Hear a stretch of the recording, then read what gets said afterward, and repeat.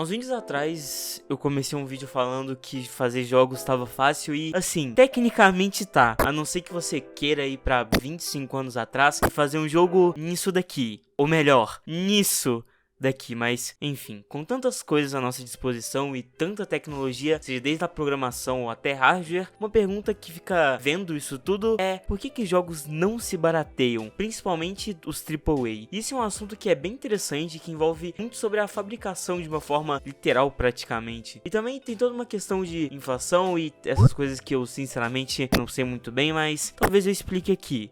Na verdade eu não vou não, porque eu não sei. E toda essa questão do preço dos jogos são extremamente influenciados pela forma com que os jogos são distribuídos, principalmente na sua época. E obviamente aqui eu não tô falando dos arcades, que acho que nem vale comentar aqui, já que isso era completamente inacessível, porque tipo, é praticamente um computador inteiro. O que eu realmente quero falar e o que realmente interessa é ver os jogos em si. Nessa época praticamente todos os jogos eram vendidos em cartuchos, que era uma forma simples de não ter que vender um computador para cada jogo, e vocês conseguem imaginar como os cartuchos já funcionavam, que era basicamente um monte de código, era como uns de console, onde ele lia e você poderia jogar, certo? Certo? Assim, tecnicamente sim, mas toda a questão dos cartuchos é bem mais complicada do que isso, porque muitas das vezes os cartuchos não eram só um espaço onde o jogo tava, mas sim funcionavam praticamente como uma extensão do console em alguns casos. Eu não vou entrar muito no fundamento técnico de toda essa questão, porque é muito chato de explicar de uma forma didática, então eu nem vou falar aqui nesse quesito. Mas se você ainda assim quiser saber, tem muito vídeo bom no YouTube explicando todo o funcionamento disso, e já fica avisado que você deve dormir vendo um desses vídeos. Mas tudo que vocês têm que saber e que tem em mente é que os cartuchos são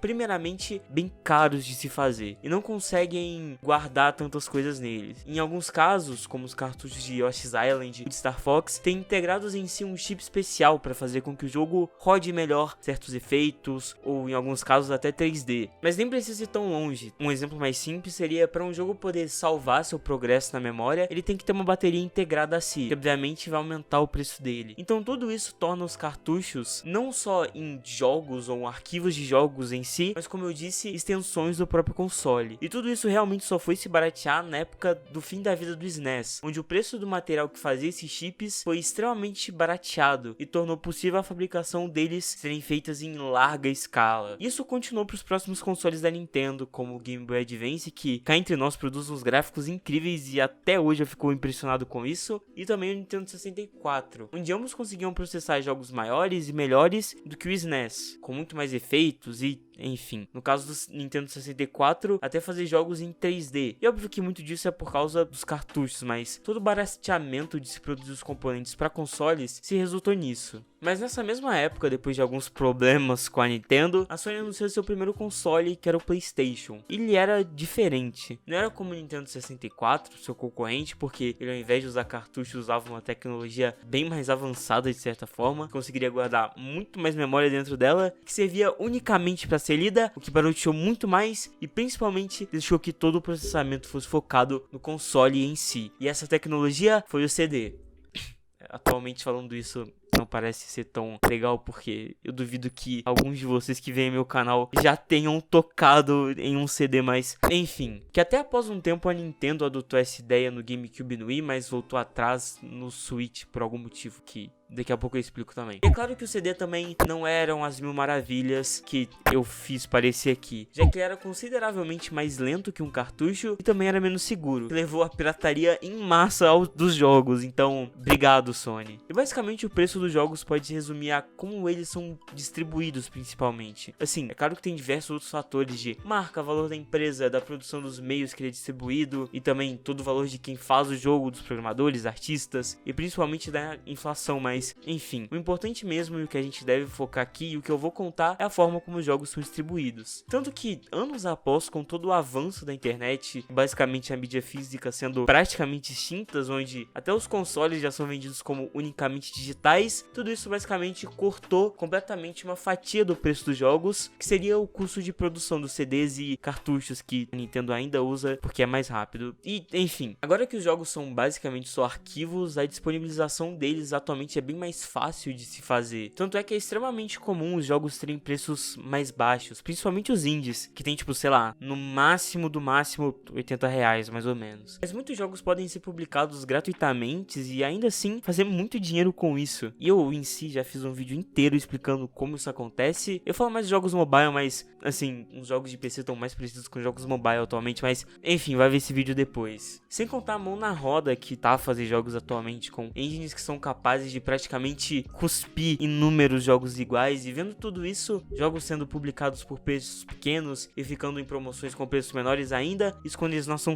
de graça, por que ainda tem tantos jogos sendo vendidos a quase R$300? Ou às vezes até mais que isso, sendo que muitas vezes o preço de fabricação vai ser zero. E assim, isso tem a ver com a inflação, mas eu não sei nada sobre, então meio que dá pra ignorar essa parte. Porque tem outro fator que é bem maior e vai afetar muito mais, é que geralmente quem faz esses jogos, os AAA, e esse preço são empresas que são bem desgraçadas às vezes. Então elas só colocam um preço extremamente alto e vende ou por ser uma franquia consagrada, ou usam, assim, desculpas de meu Deus, olha os gráficos incríveis deste jogo. E com isso, obviamente, eles colocam o preço nas alturas e, incrivelmente, muita gente compra, tipo, muita gente mesmo. Depois do hype de passar, o preço desses jogos despencam, às vezes ficando abaixo da metade do que eles originalmente eram. E assim, claro que o valor deles deve ter subido pelas novas tecnologias e essas coisas que eu já mencionei, e talvez alguns jogos realmente valham tudo isso, mas no final, principalmente falando para os jogos indies, o preço de um jogo sempre vai ser algo subjetivo. Às vezes você pode olhar para um jogo com menos de 2 horas sendo vendido a R$20 e achar caro ou achar barato, ou ver um jogo que você mesmo joga por praticamente infinitas horas sendo vendido a menos de R$10 e julgar isso como extremamente barato. Ou sei lá, você pode ser como eu, um quebrado do caralho, ver que um jogo tá R$5 e falar que meu Deus, isso tá muito caro, eu nunca vou pagar isso nesse jogo. Mas enfim, o preço e o valor de um jogo é praticamente inimaginável pra nós, principalmente a gente que não vê a parte da fabricação dele de certa forma. Isso obviamente vai variar dependendo de fatores que nem dá pra listar aqui, como por exemplo, o cara que fez pode ser um cara muito renomado, ou pode ser uma pessoa que ninguém conhece. Então sei lá, você com certeza vai pagar, por exemplo, R$150 em um jogo que é assim, mas que é do Kojima, mas também não vai pagar o mesmo valor para um jogo que é assim, mas é feito por um desenvolvedor indie, de certa forma. Tem toda essa questão de confiança e de que, querendo ou não, a marca de um jogo vai trazer. Por exemplo, você pode esperar que um jogo da Bandai, principalmente Souls-like, vão ser jogos bons. Não posso dizer isso para outras empresas, mas enfim, tem todos esses pequenos fatores que acabam mudando a nossa percepção de um valor de jogo. E não dá pra, assim, falar muito sobre isso, porque vai depender muito mais de quem tá fazendo. E no final, só pirateia os AAA e espera promoção pra comprar os indies. Tchau!